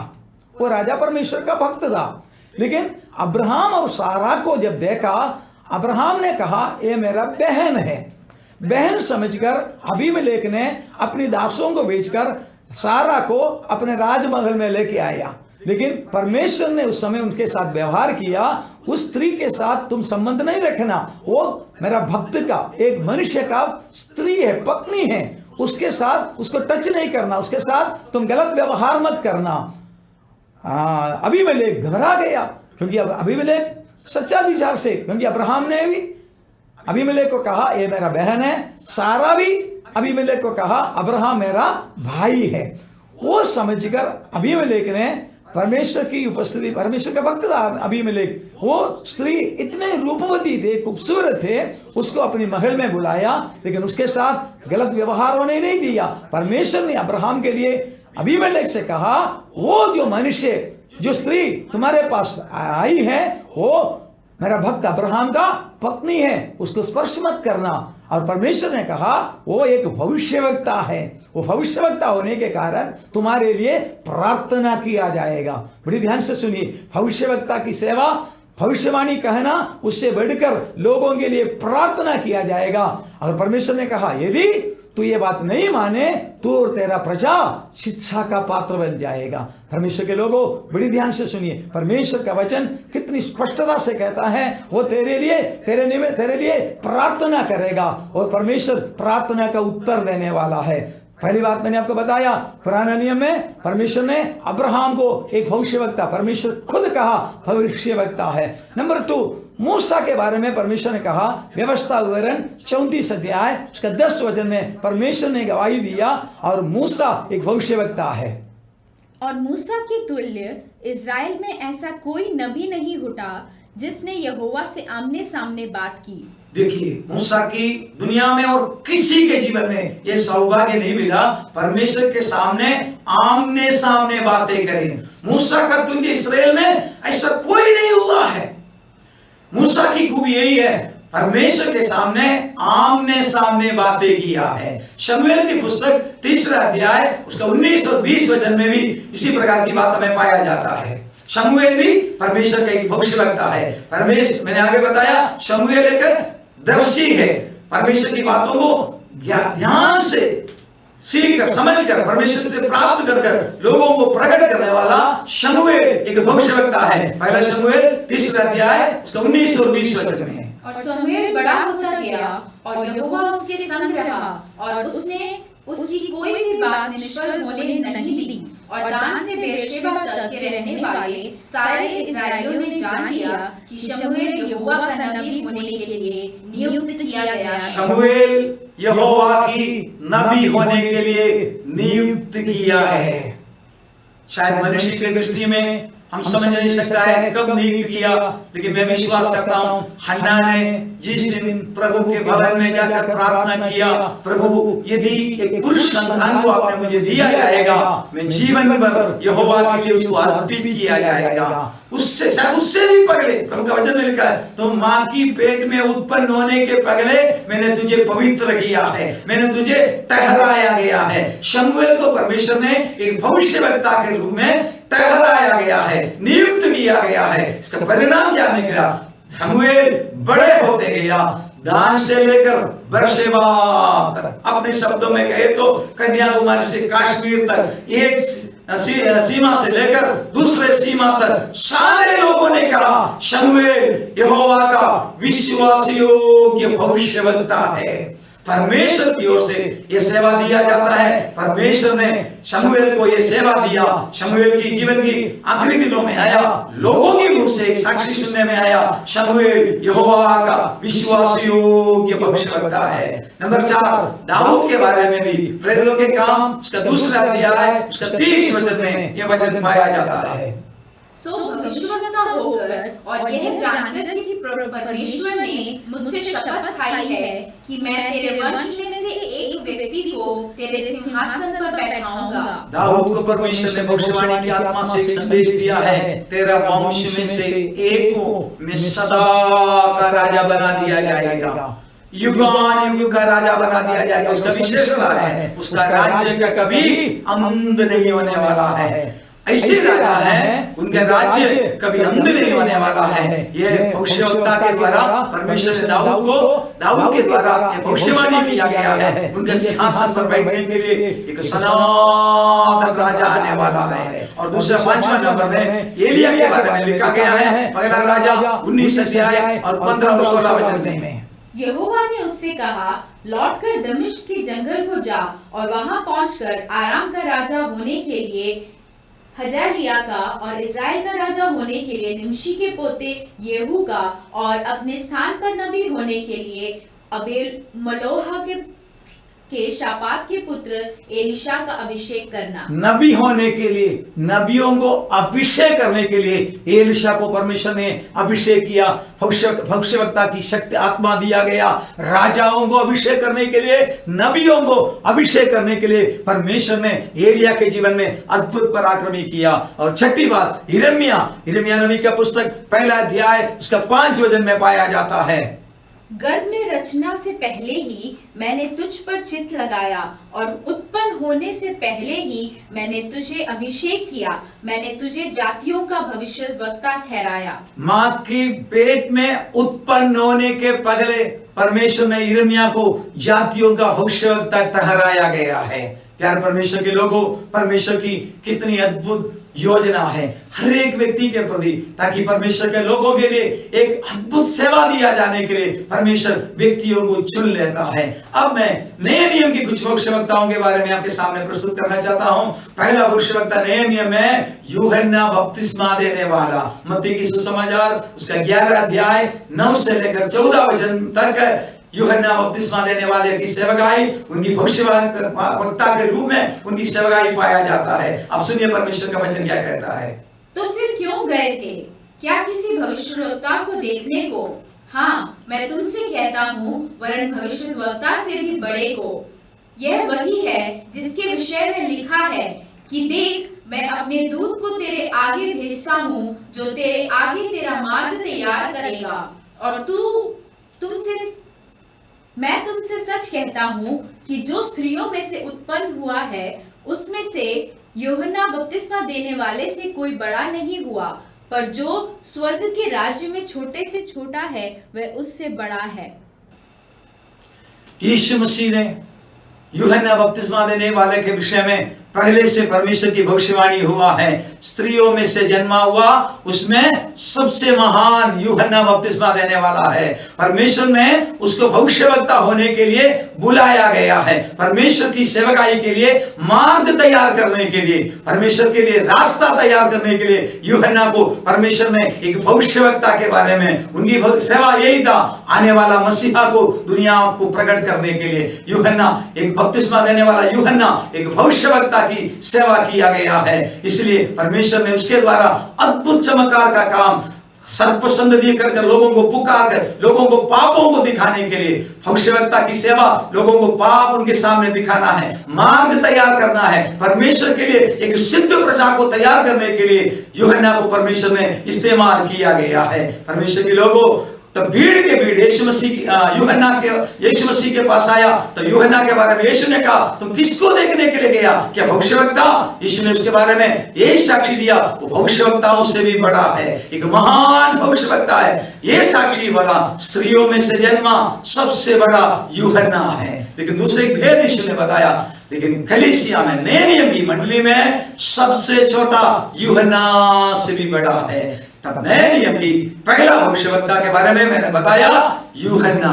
नंबर 2, यीशु मसीह जिन्हें पुनर्जीवित होने के पहले एक नबी कहा गया है। मतलब हमारे प्रभु यीशु मसीह को लोगों ने एक नबी कहा गया। यूहन्ना की सुसमाचार उसका 7 अध्याय उसका 40 वचन सुनिए। तब भीड़ में से किसी ने ये बातें कहते हुए सुना, सचमुच यही वह भविष्यद्वक्ता है। यीशु मसीह को सुनते हुए लोग कहा, सचमुच में यही वो भविष्यवक्ता है जो आने वाला है।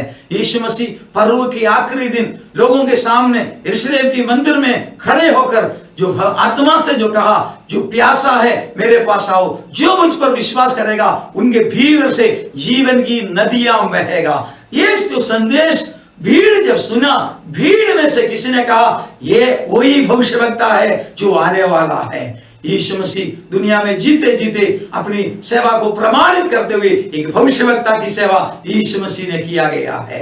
अब मैं आपके सामने ये प्रकट करना चाहता हूं, भविष्यवाणी क्या है? भविष्यवाणी क्या है? भविष्यवाणी वे है जो मनुष्य परमेश्वर की ओर से बोलता है। मनुष्य परमेश्वर की ओर से लोगों के लिए जो बोलता है उसको भविष्यवाणी कहा जाता है। भविष्यवाणी परमेश्वर के द्वारा कहा जाने वाला संदेश है। मनुष्य के लिए, मनुष्य की आवश्यकताओं, मनुष्य के भविष्य के बारे में परमेश्वर के भक्तों के द्वारा मनुष्य को प्रकट करने वाला उस सेवकाई को भविष्यवाणी कहा गया है। यह संदेश कई रूप में आता है, स्वप्न में, कविता में, उपदेश में और कई तरीके की बातों से यह संदेश हमारे पास आता है। भविष्यवाणी भविष्य के बारे में जो संदेश के रूप में जो भेजा जाता है, परंतु इस संदेश में अतीत, वर्तमान और भविष्य के बारे में भी कही जाती है। उसी प्रकार भविष्यवाणी कहा जाता है। बाइबल में लगभग 2500 भविष्यवाणियां हैं, जिसमें लगभग 2000 भविष्यवाणी पूरी हो चुका है। अगर 2000 पूरा हो चुकी है, बाकी जो भविष्यवाणी है निकट के दिनों में ये पूरा होने वाला है। बाइबल भविष्यवाणी की पुस्तक है। अब मैं आपके सामने जरा मेरा मुख्य विषय में आना चाहता हूं, झूठे भविष्यवक्ता को कैसे पहचान सकता है। आज की कलीसिया की सबसे बड़ी एक चुनौती बने हुए एक सवाल है, झूठे भविष्यवक्ता को कैसे हम पहचान सकता है। नंबर 1, झूठे भविष्यवक्ता को उनके फल से पहचान सकता है। यीशु मसीह ने खुद कहा, वृक्ष को अपने फल से पहचान सकता है, मतलब उसकी चाल चलन के द्वारा। प्यारे परमेश्वर के लोग, कलीसिया का हर एक विश्वासी इस बात को अच्छी तरह समझना, यीशु मसीह ने खुद कहा है झूठे भविष्यवक्ता लोग तुम्हारे बीच में घुसेंगे। तो उस झूठे भविष्यवक्ता को किस रूप में कैसे हम लोग पहचान सकता है, उसका सबसे नंबर 1 उसकी चाल चलन के द्वारा उसको पहचान सकता है। यीशु मसीह ने उसका जो उदाहरण, उसका जो सबक हमें शिक्षा में दिया, मत्ती की सुसमाचार उसका 7 अध्याय 15 वचन से लेकर 23 वचन तक कैसे झूठे भविष्यवक्ता को पहचान सकता है, ये भेद यीशु मसीह ने हमें सिखाया गया है। पढ़िए, हम सुनिए। झूठे भविष्यद्वक्ताओं से सावधान रहो, जो भेड़ों के भेष में तुम्हारे पास आते हैं, परंतु अंतर में वे फाड़ने वाले भेड़िए हैं। उनके फलों से तुम उन्हें पहचान लोगे। क्या लोग झाड़ियों में अंगूर और ऊंट कटारों से अंजीर तोड़ते हैं? इसी प्रकार हर एक अच्छा पेड़ अच्छा फल लाता है और निकम्मा पेड़ बुरा फल लाता है। अच्छा पेड़ बुरा फल नहीं ला सकता और ना निकम्मा पेड़ अच्छा फल ला सकता है। जो पेड़ अच्छा फल नहीं लाता वह काटा और आग में डाला जाता है। इस प्रकार उनके फलों से तुम उन्हें पहचान लोगे। जो मुझसे हे प्रभु कहता है, उनमें से हर एक स्वर्ग के राज्य में प्रवेश ना करेगा, परंतु वही जो मेरे स्वर्गीय पिता की इच्छा पर चलता है। उस दिन बहुत से लोग मुझसे कहेंगे, हे प्रभु, क्या हमने तेरे नाम से भविष्यवाणी नहीं की और तेरे नाम से दुष्ट आत्माओं को नहीं निकाला और तेरे नाम से बहुत से आश्चर्य कर्म नहीं किए? तब मैं उनसे खुलकर कहूंगा, मैंने तुमको कभी नहीं जाना। हे कुकर्मियों, मेरे पास से चले जाओ। प्रभु यीशु मसीह ने झूठा भविष्यवक्ताओं से सावधान रहने से कहा है, कारण भेड़ के भेष रूप धारण कर भेड़िया बनकर कलीसिया के बीच में घुस जाएगा, लेकिन उसको पहचानना इतना आसान नहीं है। उसका रूप भेड़ के समान है, भेड़ के समान रूप धारण कर परमेश्वर के लोगों के बीच में घुसेगा। उनका स्वभाव अंदर से भेड़िया है, फाड़ने वाला है। इसलिए प्रभु ने कहा फलों से तुम उसको पहचान सकता है। इसलिए परमेश्वर ने कहा कभी झाड़ियों में से, कांडाओं में से फल नहीं निकलने वाला है। भेड़ियों का स्वभाव फाड़ने वाला है, कांडा घुसाने वाला है। उसी प्रकार की कई लोग कलीसिया में घुसेंगे और कहेंगे, प्रभु हम तुम्हारे नाम से बड़े बड़े चमत्कार किया। चमत्कार करने वाला सावधान रहना, प्रभु कहता है मैं तुम्हें नहीं पहचानता है। उन लोग कहते, प्रभु हम तुम्हारे नाम से बहुत भूतों को निकाला। भूत निकलना प्रभु के लिए बड़ी बात नहीं है। ईमानदारी से, सच्चाई से प्रभु की सेवा करना प्रभु के लिए प्रभु के लिए सबसे अनिवार्य बात बन जाता है प्यारो। इसलिए परमेश्वर के प्रिय लोगों, तो कई लोग कहेगा हमने बड़ी बड़ी सभा किया, हमने बड़ी बड़ी भूतों को निकाला, हमने बड़ा बड़ा चमत्कार किया, लेकिन प्रभु उसके बारे में कहता है, हे श्रापितो मैं तुम्हें पहचानते नहीं है। इसलिए प्रभु कहता है झूठे भविष्यवक्ताओं से सावधान रहना। वो भेड़ का रूप धारण कर कलीसिया में घुसेगा और कलीसिया की भेड़ों को, विश्वासियों को फाड़ने वाला और उनके कांडा उत्पन्न करने वाला, दर्द देने वाला, कलीसिया को नुकसान करने वाला। प्रभु को चमत्कार नहीं, चमत्कार के पीछे जाने वाला नहीं कलीसिया होना चाहिए, परखने वाला कलीसिया होना चाहिए। और नंबर 2, झूठा भविष्यवक्ता परमेश्वर से दूर अन्य मूर्तियों की ओर लोगों को ले चलता है।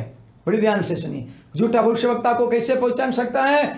झूठे भविष्यवक्ता परमेश्वर से दूर अन्य मूर्तियों की ओर, अन्य आराधना की ओर मनुष्यों को ले जाता है। कलीसिया का विश्वासियों को अन्य आराधना की ओर घसीट कर ले जा रहा है। बड़ी दुख के साथ कहना चाहता हूं, आजकल वर्तमान की समय में कई लोग प्रभु को छोड़कर अन्य आराधना में, इतर धर्मों में, कारण शैतान की बात, झूठे भविष्यवक्ताओं की बात सुनकर प्रभु के मार्गों में से भटक गया है। व्यवस्थापन का पुस्तक 13 अध्याय 1 से 5 वचन तक ये भेद परमेश्वर ने प्रकट कर दिया है। सुनिए प्रभु क्या कहता है।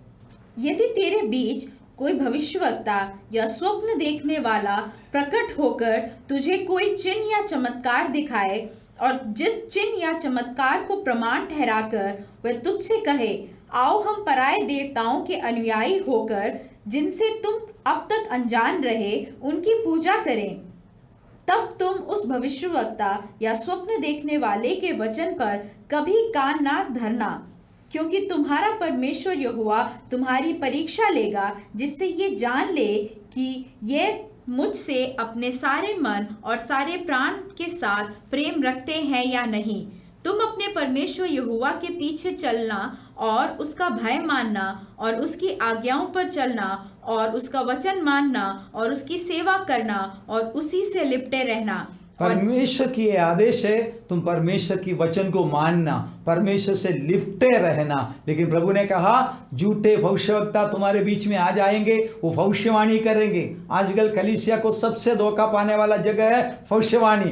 कई झूठे भविष्यवक्ता भविष्यवक्तिनी कलीसिया में घुसकर परमेश्वर के लोगों को गलत मार्गों में ले जाता है। लालच और पैसा की लालच देकर, धन दौलत की लालच देकर जल्दी धनवान बनाएंगे, लोगों को गलत मार्गों में ले जाने वाला झूठे लोग कलीसिया में घुसेंगे और प्रभु हमारा स्वामी से हमें अलग कर दिया जाएगा, विनाश की ओर जाने का स्थिति बन जाएगा। इसलिए परमेश्वर मूसा के द्वारा परमेश्वर इस्राएली प्रजा को आज नए नियम की कलीसिया को परमेश्वर की ओर से एक संदेश दिया जा रहा है, ऐसी झूठे लोगों से बचते रहो, झूठे भविष्यवक्ताओं से बचते रहो।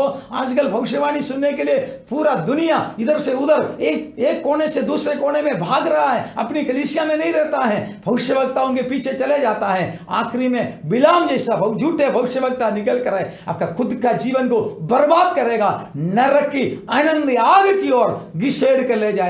इसलिए मेरे प्रिय भाइयों बहनों, झूठे भविष्यवक्ताओं से दूर रहो। वो गलत आराधना में, गलत धर्मों में, गलत चीजों में, गलत लालच में आपको घिसेड़ने का संभावना है। इसलिए परमेश्वर आपको इस बात में चेतावनी दिया गया है। इसलिए परमेश्वर ये आदेश कलीसिया को देता है, झूठे भविष्यवक्ताओं से तुम बच के रहो। नंबर 3, झूठा भविष्यवक्ता दुनियादारी समृद्धि के बारे में प्रचार करेगा। ओ हमारी कलीसिया में आ जाओ, साइकिल पर आ जाओ, आपको मोटरसाइकिल मिल जाएगा, मोटरसाइकिल पर आ जाओ, आपको 4 व्हीलर मिल जाएगा, आपका बच्चा का वो आ जाएगा, इतना बड़ा बंगला बनाएंगे।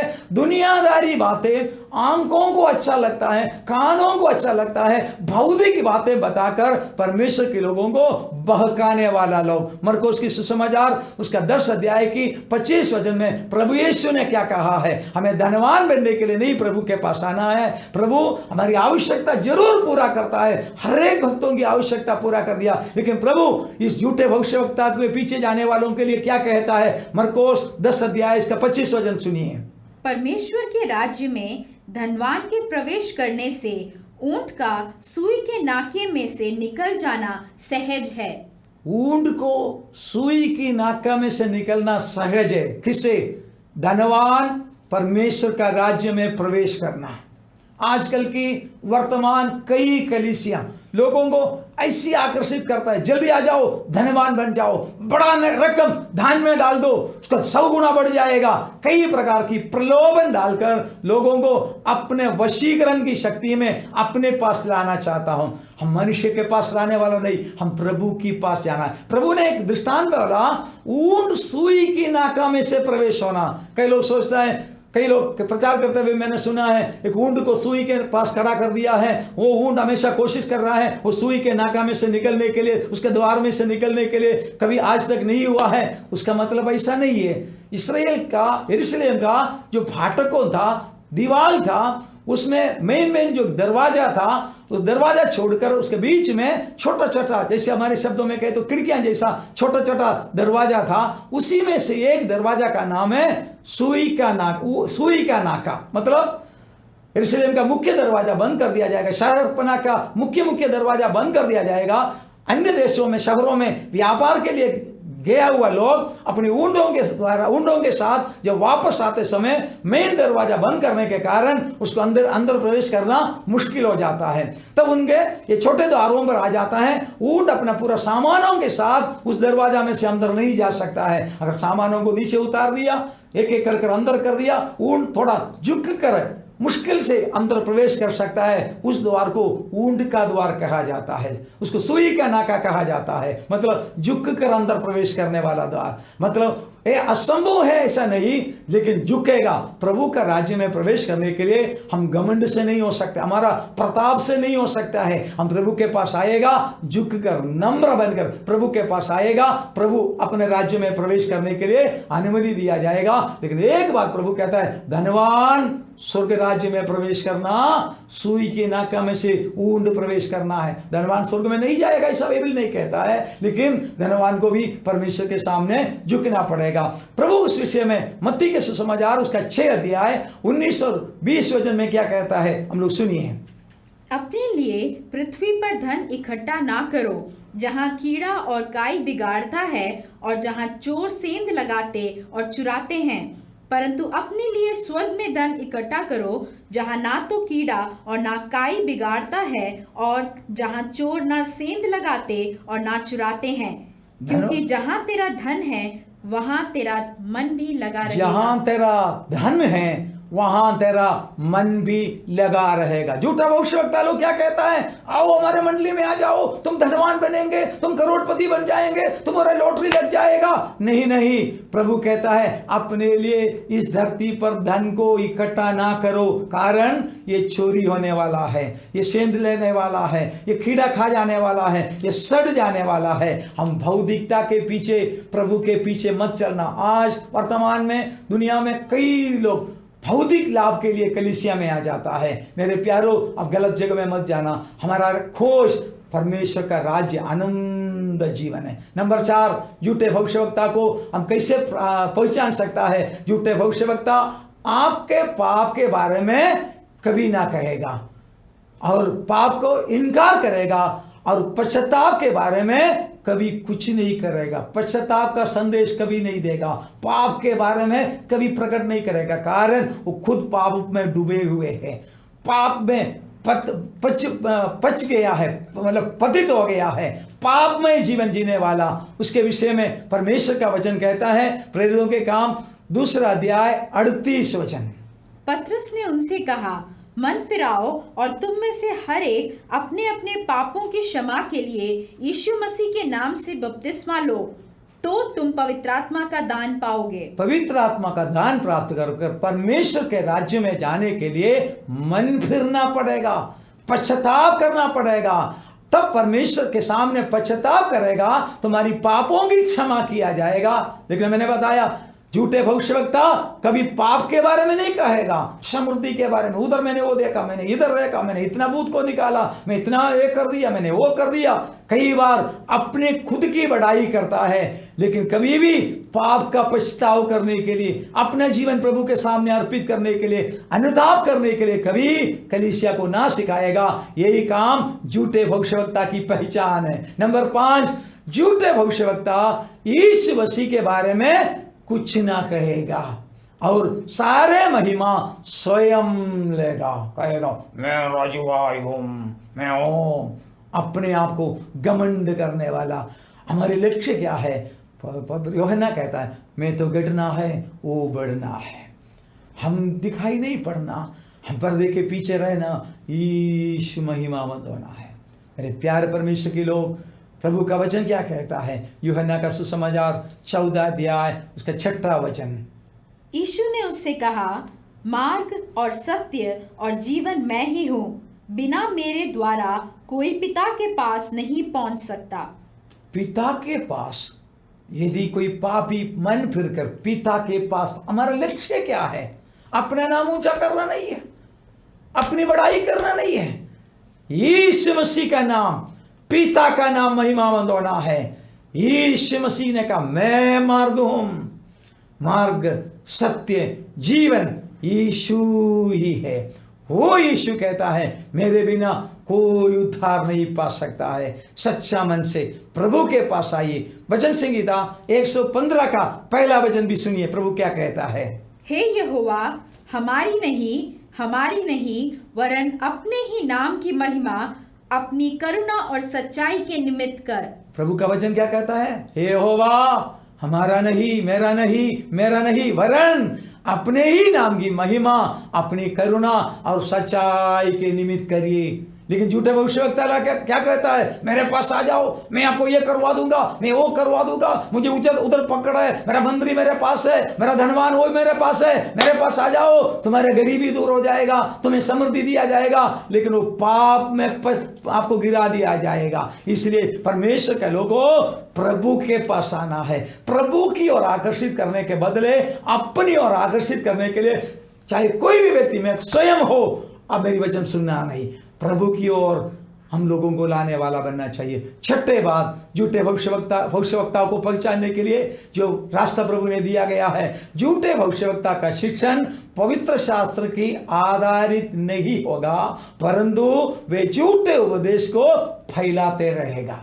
झूठा उपदेश फैलाने में ये कई प्रकार, आजकल कई लोग निकला है। हमारे गुजरात में माता मंडली करके निकला है, कोरिया में से निकले हुए लोग पैसा देकर लोगों को गलत मार्गों में ले जा रहा है। यीशु को परमेश्वर नहीं मानता है, उसको मनुष्य मानता है, उनको साधारण मानता है, कई गलत बाइबल लेके आता है। झूठे भविष्यवक्ता की शिक्षण पवित्र शास्त्र के आधार पर, पवित्र शास्त्र का हर एक वचन पवित्र आत्मा से प्रेरित है, पवित्र परमेश्वर के दासों के मुंह से पवित्र आत्मा के द्वारा लिखित दिया हुआ धर्मशास्त्र बाइबल 66 पुस्तक हमारे पास दिया गया है। उस बाइबल की उपदेश से बढ़कर अपने खुद की, आजकल कई हंसने वाला लोग निकला है, फूंक मारने वाला लोग निकला है, गिराने वाला लोग ने क्या लोग निकला है, अपनी ओर आकर्षित करने के लिए पवित्र आत्मा की शिक्षण की ओर लोगों को स्थिर होने के लिए नहीं दिया जाता। पत्रोस की दूसरा पत्री दूसरा अध्याय पहला वचन क्या कहता है, सुनिए। जिस प्रकार उन लोगों में झूठे भविष्यद्वक्ता थे, उसी प्रकार तुम में भी झूठे उपदेशक होंगे, जो नाश करने वाले पाखंड का उद्घाटन छिप छिप कर करेंगे और उस स्वामी का जिसने उन्हें मोल लिया है इनकार करेंगे और अपने आप को शीघ्र विनाश में डाल देंगे। जो नाश करने वाला पाखंड का उद्घाटन छिप छिप कर और उन्हें उस प्रभु और स्वामी से हमें इनकार करवा दिया जाएगा। कैसे? जिस प्रकार प्राचीन उन कालों में, भविष्यवक्ता के समय में, प्रेरितों के समय में, नबियों के समय में झूठा भविष्यवक्ता लोग थे। प्रभु का वचन कहता है, परमेश्वर का दास पत्रोस कलीसिया का मुख्य रखवाला प्रभु का दास कहता है, जैसे झूठे भविष्यवक्ता प्राचीन काल में था, वैसा तुम्हारे बीच में भी होंगे। आज मेरा ये संदेश को सुनने वाला एक एक प्रभु का जन से मैं प्रभु का दास होने के नाते कह रहा है, उन झूठे भविष्यवक्ताओं को पहचानने की कोशिश करे। नाशकारक बात चुप चुप कर, वो सामने से नहीं आएगा, पास्टर है तो नहीं आएगा, पति घर पर है तो नहीं आएगा, अकेले बहन है तो घर पर आ जाएगा, अपनी माल बेचने के लिए, गलत बातों को बताने के लिए, स्त्रियों को अपने कब्जा में करने के लिए, गलत उपदेशों को बोने के लिए कलीसिया में चुप चुप कराने वाला प्राचीन काल में था, वैसा आज भी है, अभी भी है, वर्तमान समय में भी ऐसा लोग है। सातवां और अंतिम बात है, झूठे भविष्यवक्ता शारीरिक अभिलाषा की बातें, लुचपन और अनैतिकता की बातें प्रचार करेगा और दुनियादारी लोभ के कारण अपना जेब भर लेगा। बड़ी ध्यान से सुनना, झूठा भविष्यवक्ता को कैसे पहचान सकता है? झूठे भविष्यवक्ता शारीरिक अभिलाषाओं की बात, मोबाइल के द्वारा अश्लील चित्रों को प्रकट करने वाला, अश्लील बातों को देखने वाला, शारीरिक अभिलाषाओं में देह को, फ्लश को खुश करने के लिए, लोगों को अपने ओर आकर्षित करने के लिए, एक बार अगर उसके पंदे में फंस गया है, आप जिंदगी में नहीं बच सकता है। इसलिए परमेश्वर का जन उन लोग क्या करेगा? लुचपन और अनैतिकता की बातों प्रचार करेगा और दुनियादारी लोभ के कारण अपना जेब भरने वाला बनेगा। उनका एक ही उद्देश्य है, आपका खिस्सा का पैसा मेरा खिस्सा में आना है। इसलिए वो दुनियादारी बातें प्रकट करके पत्रोस उसके बारे में जो कहता है, वापस और एक बार सुनिए, दूसरा पत्रोस दूसरा अध्याय 1 से 3 वचन तक। जिस प्रकार उन लोगों में झूठे भविष्यद्वक्ता थे, उसी प्रकार तुम में भी झूठे उपदेशक होंगे, जो नाश करने वाले पाखंड का उद्घाटन छिप छिप कर करेंगे और उस स्वामी का जिसने उन्हें मोल लिया है इनकार करेंगे और अपने आप को शीघ्र विनाश में डालेंगे। बहुत से उनके समान लुचपन करेंगे, जिनके कारण सत्य के मार्ग की निंदा की जाएगी। वे लोभ के लिए बातें गढ़कर तुम्हें अपने लाभ का कारण बनाएंगे और जो दंड की आज्ञा उन पर पहले से हो चुकी है, उनके आने में कुछ भी देर नहीं और उनका विनाश ऊंघता नहीं। उनका दंड की आज्ञा पहले से नक्की किया गया है। उनको मालूम है वो नरक जा रहा है, वो अकेला नरक नहीं जाना चाहता है, आपको भी नरक घिसेड़ के ले जाना चाहता हूं, आपको नरक की ओर खींचना चाहता हूं। इसलिए परमेश्वर कहता है जैसे प्राचीन लोगों में झूठा भविष्यवक्ता थे, वैसे झूठा भविष्यवक्ता तुम्हारे बीच में भी उठ खड़े हो जाएगा, जो नाशकारक बातें गड़गड़ कर बनाकर परमेश्वर का पवित्र लोगों को विनाश की ओर ले जाने वाला। रोमियों की पत्री उसका 2 अध्याय का 24 वचन उसके बारे में कहता है। यशकेल नबी भी उसके बारे में कहता है 36 का 22वां वचन में आप पढ़ सकता है, 2 का 24। क्योंकि तुम्हारे कारण अन्य जातियों में परमेश्वर के नाम की निंदा की जाती है, जैसा लिखा भी है। जैसे झूठे भविष्यवक्ताओं के द्वारा, झूठे भविष्यवाणी के द्वारा, झूठे भविष्यवक्ताओं की वाणी के पीछे जाने वालों के द्वारा सत्य का मार्ग कलंकित किया जाएगा, सत्य का मार्ग का अपमान किया जाएगा। मेरे प्रिय भाइयों बहनों, यीशु मसीह जो सत्य है, मार्ग है, जीवन है, उसको पहचानने के बाद ये झूठे लोगों के पीछे आप मत जाना। प्रभु के लिए अपना जीवन समर्पित करते हुए ये प्रभु के लिए अपना पूरा जिंदगी जीने में प्रभु हमारी मदद करे। झूठे भविष्यवक्ताओं से बचने के लिए 7 बातें मैंने आपको बताया। इन बातों को आप अपने जीवन में अच्छी तरह समझकर इन खतराओं से बचे, नहीं तो विनाशकार अनंतकाल की नरक में आपको घिसेड़ कर ले जाएगा। आप अपनी आत्मा का जवाबदार बने। हम खुद बचे ऐसा नहीं, औरों को भी बचाने के लिए, अपने भाई बहनों को बचाने के लिए, अपने लोगों को बचाने के लिए परमेश्वर के सन्मुख इन वचनों के द्वारा अपना पूरा जीवन प्रभु के हाथों में समर्पित किया जाए। प्रभु इस वचन के द्वारा आशीष दे। इस सुंदर मौका परमेश्वर ने मेरे जीवन में दिया।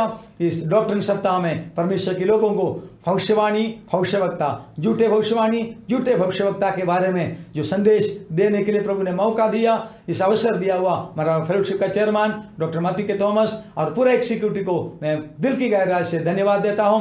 प्रभु हमें से हर एक को आशीष दे। God bless you everybody. Thank you.